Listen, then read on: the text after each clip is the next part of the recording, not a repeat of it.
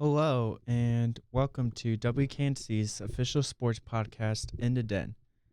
Today, we're going to be going over the ECU football game that happened last Thursday and the upcoming Virginia football game. We'll be going over the Blue Cross and Blue Shield Classic for women's volleyball, which should be beginning as of the time this episode's released. And we will be going over men's soccer as they head off against Chapel Hill, I think this Friday. So, get your headphones on and let's get straight to it. All right, we'll start with the football game. So, NC State, they took care of business and beat ECU 24-17. And I think overall everyone's really happy with this win. NC State, I think they took care of stopping that rushing game and forcing Caden Hauser to pass, as I mentioned before, with only 1.9 yards per run and some big stops on third and fourth down when ECU ran the ball. However, they did get as many rushing touchdowns as they did passing, as even though Caden Hauser was able to extend drives with his arm, they weren't necessarily able to score, which pretty big step down from last season's performance. And while I guess this is kind of a different roster from what we were seeing last year, I think that's still not, I guess that is an excuse, but I don't think they're going to take it as one. But I digress. Both teams played clean when it came to the turnover game. With the only turnover for NC State being a interception by C.J. Bailey, which was, I think, looking back at it, I think it was just a real shallow throw and a really good coverage by that cornerback, Tegan Wilkes. Near the end zone, ECU had to force fourth down plays, and it resulted in 3 turnover on downs, which was key to helping NC State maintained a momentum in the final minutes of play.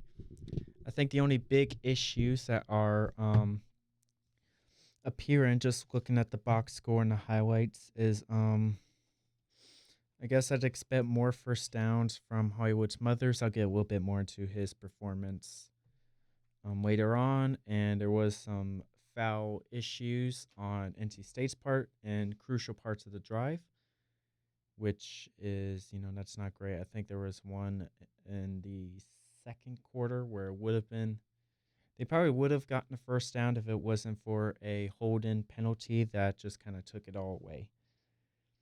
I guess some other key takeaways. Wesley Grimes, he is the receiver number 1, but what I don't think anyone was really expecting was for true freshman Teddy Hoffman to really pop off and to become a key part to the passing game with, I think, about 170 yards. I don't think he got a touchdown, though, but he got a big part of the receiving game.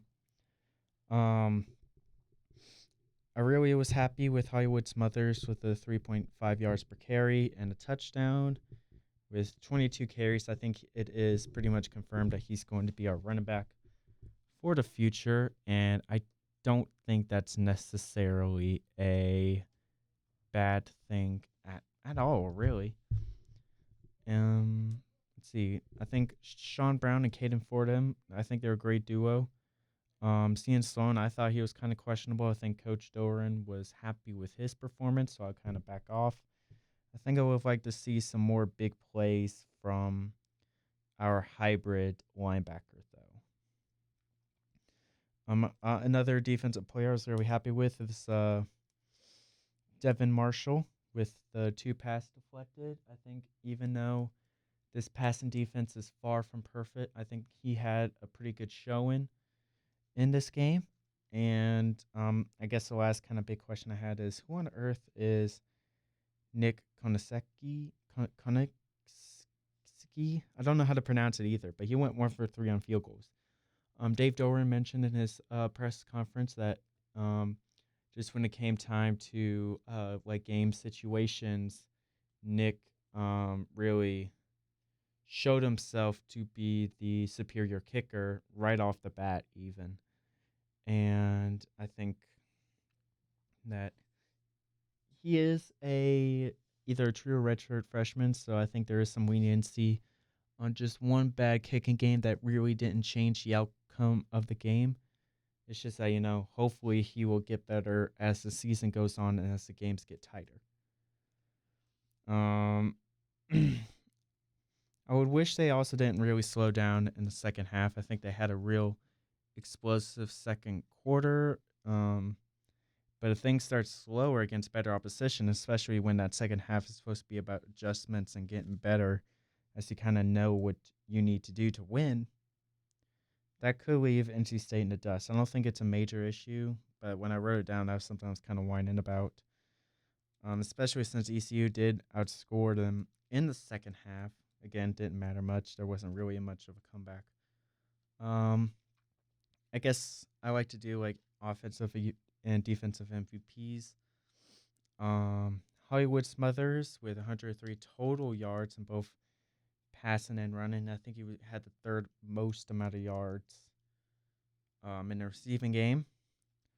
He and Teddy Hoffman are tied for first downs total, but as Smothers I think kind of popped off more, especially since he's got more experience in this offense. And defensive MVP, I have Caden Fordham with 11 tackles, 2 tackles for loss, and a sack. I think this is a great bounce back performance for him after injury, and I cannot wait to see what more we can get from him. Honorable mention to Sebastian Harsh with 2.5 tackles for loss and a pass deflected. As a defensive lineman, I think getting a pass deflection as a defensive lineman is always a good thing to get. Post and MVP, I have Tegan Wilkes just for the interception, really. But now we'll move on. We're going to take a quick look at Virginia. The last time we played them, 2023, we were able to beat them. In 2024, however, since it's early in the season, I'm kind of going off 2024 stats. They're pretty middle of the road in most offensive and defensive stats in the conference, and their 3-7 record in the conference kind of reflects that. If you name it, they're about like in like the 7th to 10th region when it comes to like passing yards allowed, passing yards in general, scoring offense, scoring defense.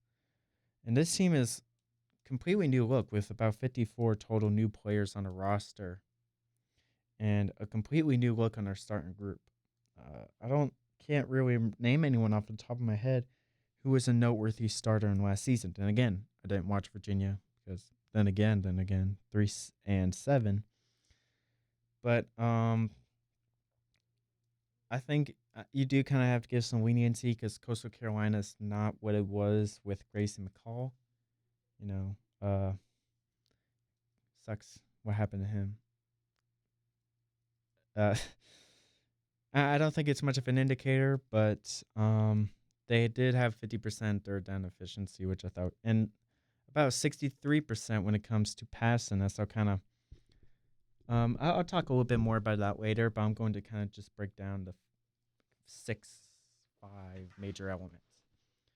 Rushing offense for NC State, as I mentioned before, Hollywood Smothers is really good, and CJ Bailey got some touchdowns on the ground and helped to get some first downs as well with his legs. I'm very nervous about him running, but I think he does look kind of physically bigger than he did last season, so I think that will help.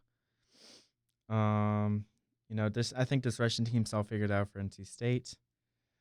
While Virginia, they did give up similar yards and rush performance that Hollywood Smothers had against ECU, playing against Coastal Carolina. They had a Russian fumble taken away from Coastal Carolina, and they did stop some big Russian plays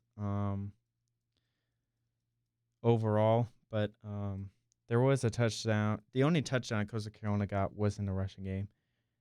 Coastal Carolina did have 3 running backs who got close to 30 yards, but none of them did, and all of their tackles for loss came from the rushing game as well. Which, I guess that's kind of expected. I did not include sacks because tackle for a loss and sacks are kind of recorded differently. But, advantage NC State on that. Now, the flip side of rushing game, 53 total yards and 1.9 yards per carry. Looks really good for NC State, especially since they have a really strong defensive line with Harsh, Sloan. I think there's some other names I'm forgetting. And I think the linebacker core, maybe not necessarily with Sean Brown, but Caden Fordham was really good. And I just think this is a pretty good indicator because I don't think that the running backs are huge step up on their own, but collectively they're pretty good. 177 yards with about 4.2 average yards. I think their number one running back, their tailback, Jamari Taylor, had 2 touchdowns, while Shandor Morris was able to get 50 yards on his own, the quarterback. And Noah Vaughn also carried the ball a lot. So that's 3 people who can run the ball. So that's 3 different players you kind of have to watch out for when in ECU they kind of did shut down the rushing game for Caden Hauser. I guess everyone got a piece in that kind of low-level blowout, but Taylor Vaughn are the centerpieces. Shandor Morris also has that dual threat to him. And that could be vital to giving him the edge in a game that could end up also being a quarterback duel. I'll kind of get more into that later. But I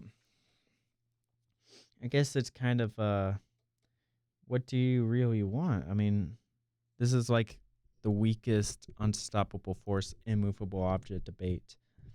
But, we got to go State. We're biased here. Let's see. So kind of going back to the shootout game that I think could happen.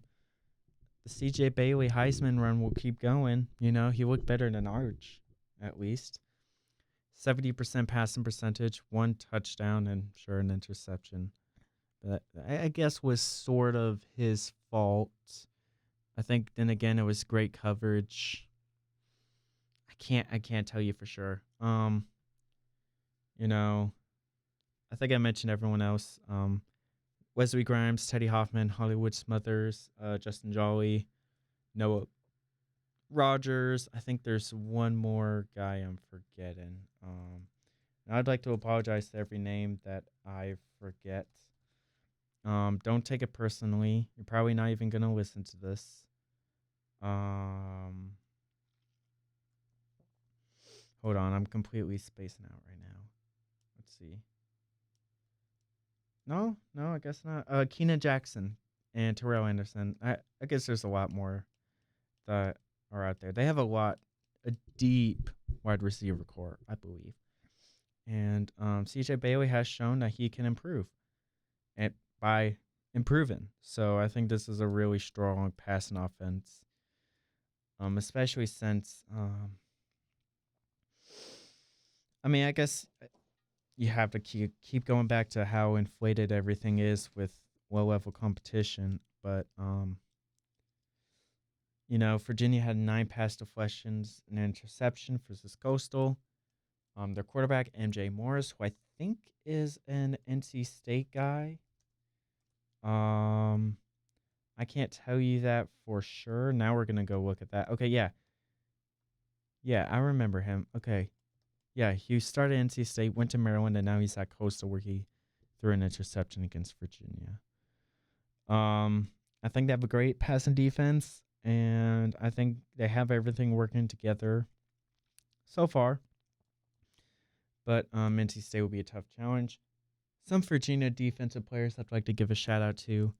Maddox Marcellus had a pass deflected, half a sack, and half a tackle for loss, while Ethan Minter got the interception. Advantage NC State, though.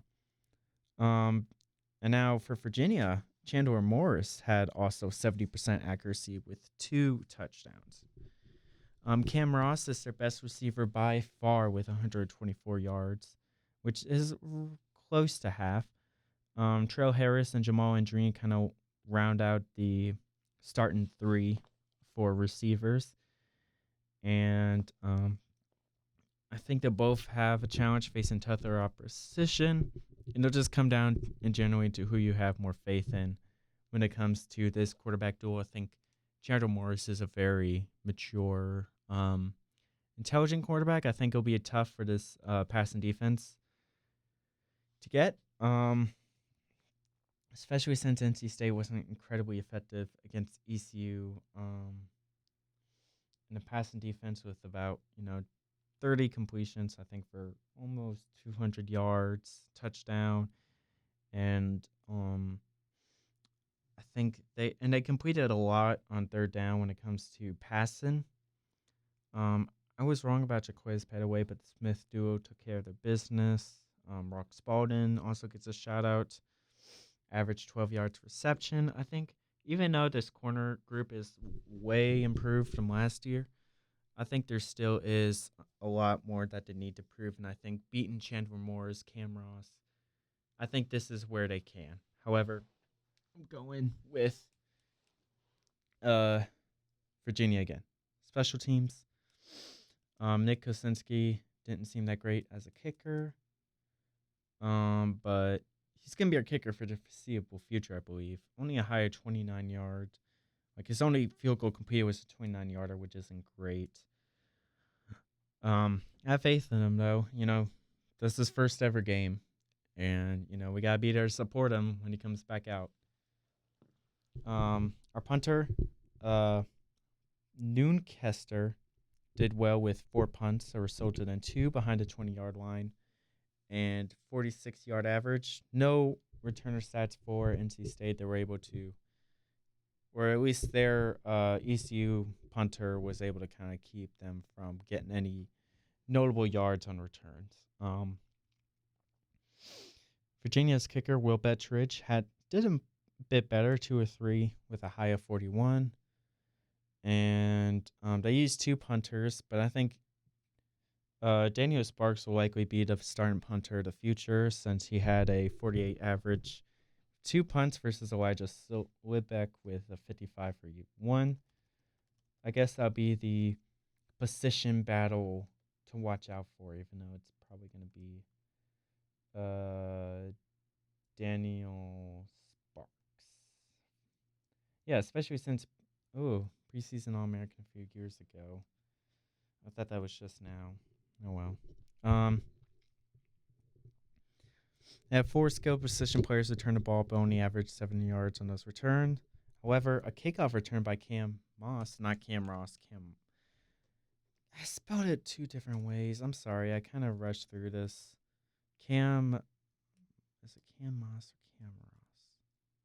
It's Cam Ross. Cam Ross. I was right. He returned a kickoff for a touchdown. How NC State can win advantage special teams Virginia kind of let me clear my head a little bit. I love the offensive performance in the first half for NC State, and they showed a winning recipe. I think definitely the best way of beating them would probably be in the rushing game, just because I think it's going to be a shootout either way, I believe. And it's all going to come down to basically once the arms start to kind of lack a little bit, who has that cutting edge on the passing or rushing game. And Hollywood Smothers, I think, is better than the Vaughn and Taylor duo. And, quarterback running, I think. CJ Bailey's got the edge. So, they should force mistakes and turnovers on the passing defense, which I think if their passing defense can really show up, I'll shut up and I won't really have any questions. Improving on their fouls and crucial plays, I think it's just going to come down to coaching, which I have full faith in Doran on. So ultimately, I have a 35-24 NC State. So, pretty good. All right. Coming up next, the volleyball Blue Cross and Blue Shield Classic. All right. So, the Blue Cross and Blue Shield of Kansas Classic. All right. So, a bit of a recap from the last tournament. The spacing out in the name, but it went 3-2 against Akron, 3-0 against Army, and 3-2 against Green Bay. So I think some of the starting six and some of the notable rotation players are starting to fill themselves out. I think the ones who got most of the reps are Courtney Bryant and Clara Fondren as the outside hitters. Jordan Smith, I think, beat out Samira Dorsey on the opposite hitter rotation. For the libero, Sujia Mashiewicz. One out. Of course, Ashley Mullen as the setter, and I think it was Oisa Filar as the middle back. Although, hold on, let me double check. Okay, no. It was Talia Francombs. Nothing on Sophie Groom. I don't know if she got injured or if she just did not play. I don't know if she graduated. She's listed on the 2025 roster the last I checked. So I'm not sure what's happening there. A little nervous about that, but I think it'll be fine for the most part. Let's see. I'm gonna double check the roster real quick.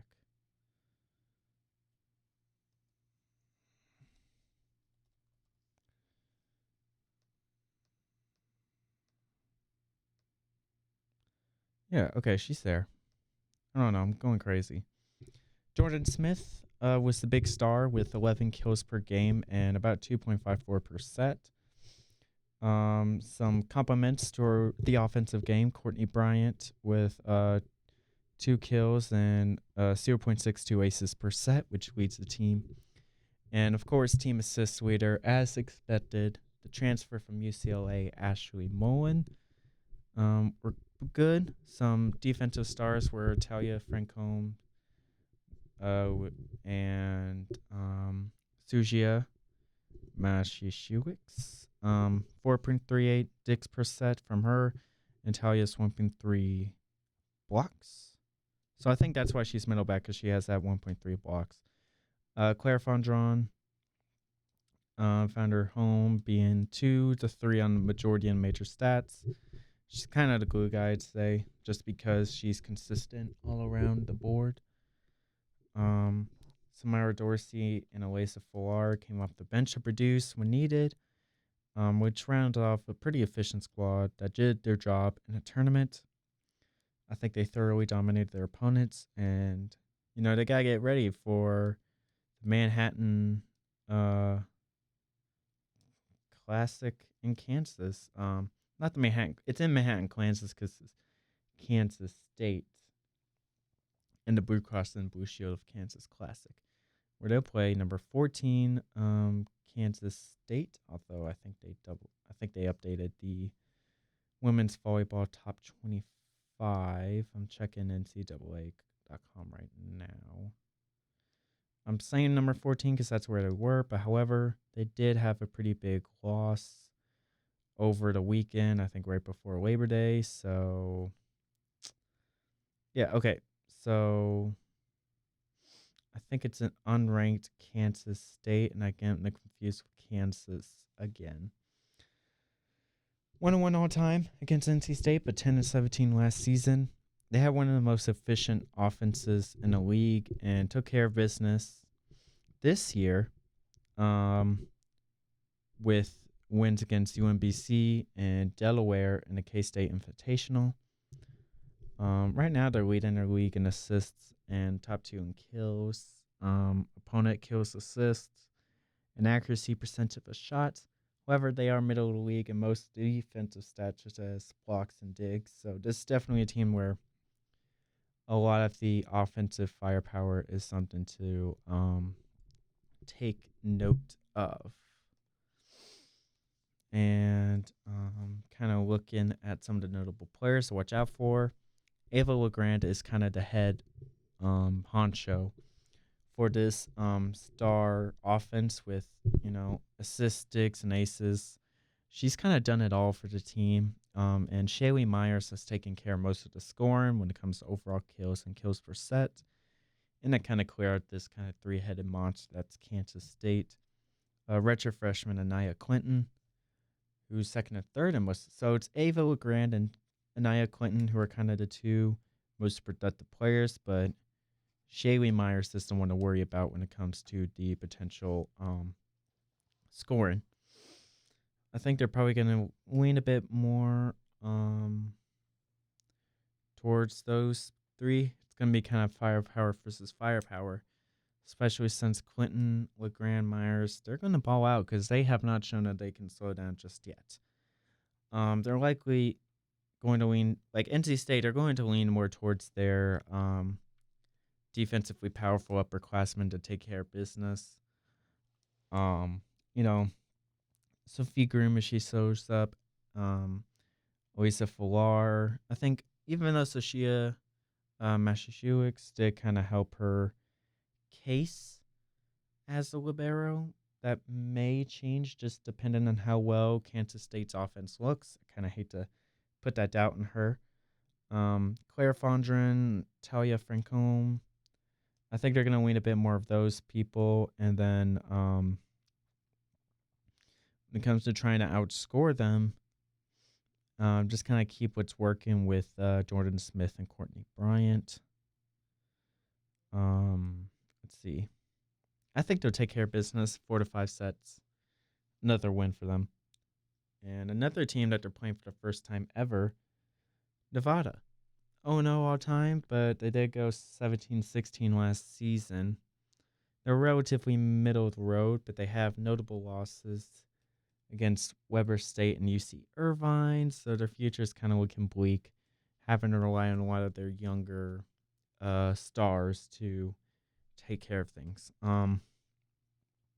Right now, they're last in the conference when it comes to like hits percentage, assists, kills, but they're pretty middle of the road in defensive stats. So it's another case where it's kind of the flip, where we see stronger defensive identity, similar to what we saw with Army, but it's not that great either. Army was the one we had the most convincing win against, and I think the similar thing will happen here. This is kind of don't look past Nevada, but this is probably going to be a tune-up game for the South Carolina showdown at the net, which is another one I'll really go in deep when that comes up. Some notable players for Nevada. Their team leader and assist is their freshman setter, Audrey Jensen. Jess Walkenhorst and Haley Brown are their kind of dynamic duo of points and kills. And our libero, Kingsley Singleton, leads the team in digs. So, while I don't really expect anyone to have a big star performance, I'm trying to think of a weakness NC State had that Nevada could potentially exploit, but it's just NC State just can't look past them, and I think they'll take care of things in 3 sets.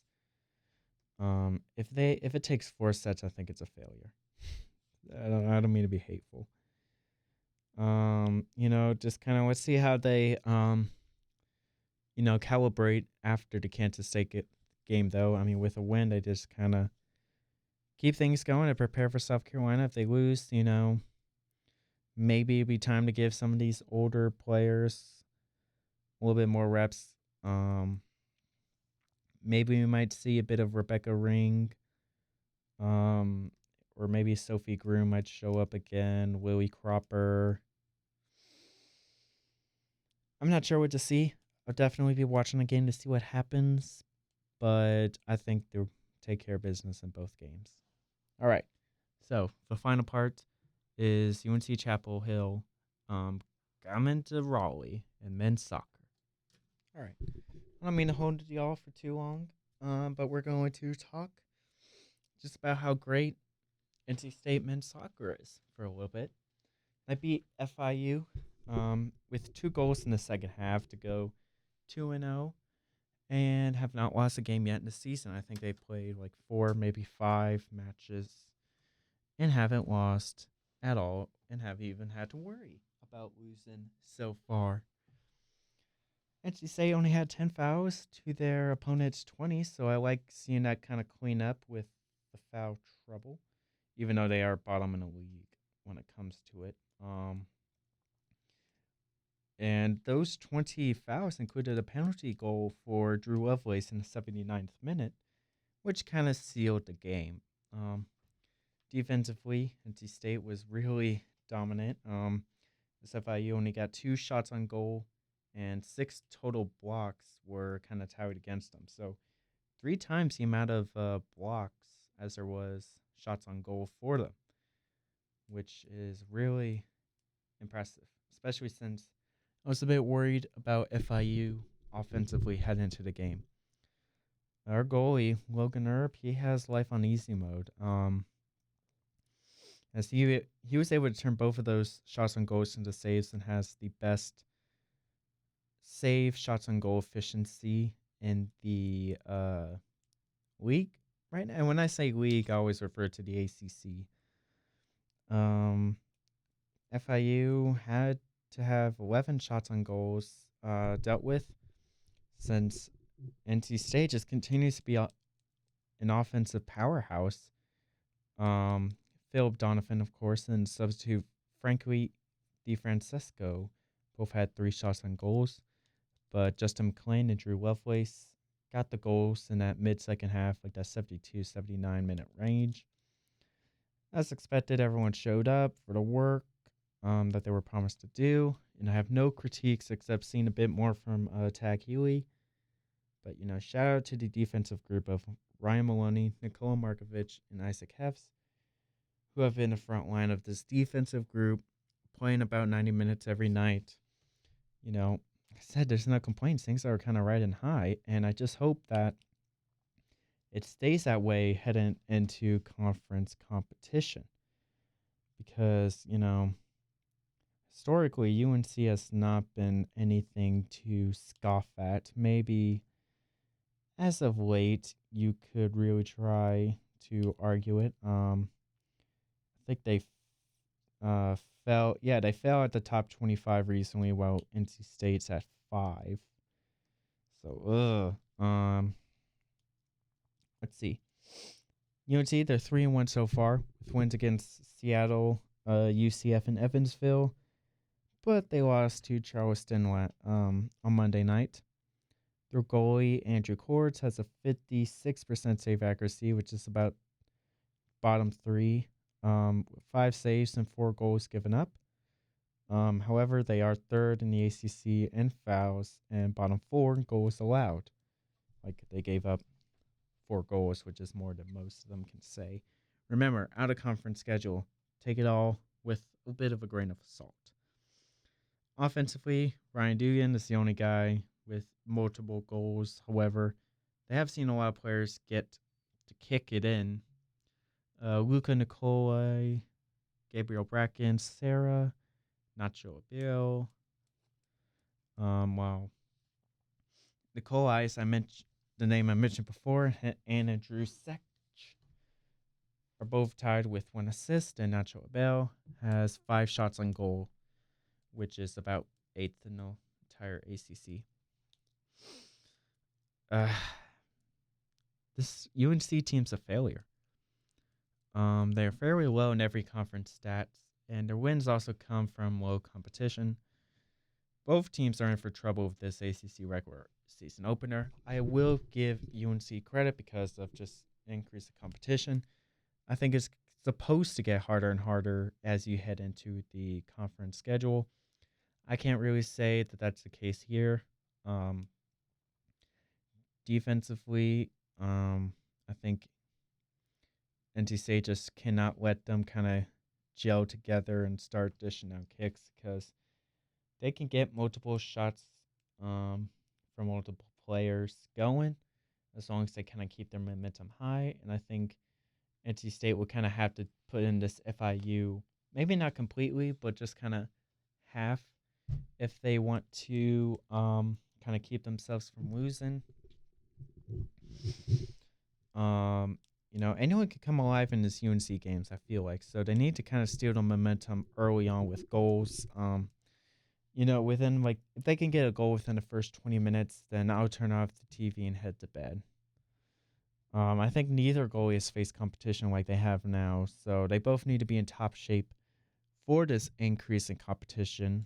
Um, and while it does feel like this should be a safe win for NC State, they should stay smart and take advantage of the weak spots like Charleston College did.